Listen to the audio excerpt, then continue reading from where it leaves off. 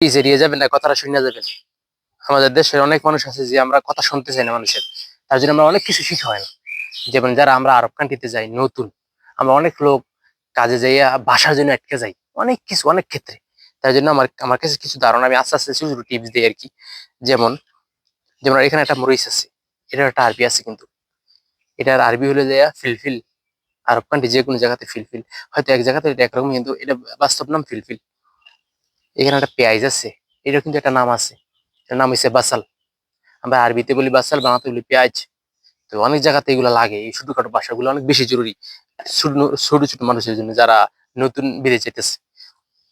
এটা আমরা আলু বলি, এটা সৌদি আরব বা আরব কান্ট্রিতে বাতাতুস বলা হয়, বাতাতুস, যেটা নাকি আমরা বাংলাদেশে আলু বলি। হ্যাঁ, তার জন্য বলছি যারা যারা ভাষাটা শিখে আছে তাদের জন্য না। এই ভিডিওটা যারা মনে করেন নতুন একবারে, অনেক লোক আমি দেখছি বাইরের দেশও, তারা বাসার জন্য একটা জায়গা, বাসার জন্য ভালো একটা জব পায় না, বাসার জন্য কিছু বুঝাই করতে পারে না। একজন থেকে টাকা পানা, সে টাকাটা সে লইতে পারে না শুধু বাসাটার কারণে। আরেকজন বাঙালির কাছে দেখেছে ভাই আমার টাকা লইয়ে দেন, দেখতেছে হ্যাঁ সৌদির বুঝাই টুঝে বা একটা আরবিয়ান কান্ট্রির লোকের বুঝাই টুঝে হ্যাঁ টাকা পেমেন্ট খাই নিল কিছু, কিন্তু আপনি সেই পুরাটা পাইলেন না, কারণ ভাষা বুঝেন না কি কইতেছে সৌদির সাথে। হ্যাঁ, বা একটা আরবিয়ান লোক কি হইতেছে, এই ভাষাটা, এই কথাগুলো শুধু আপনাদের জন্য যারা নতুন যাবেন।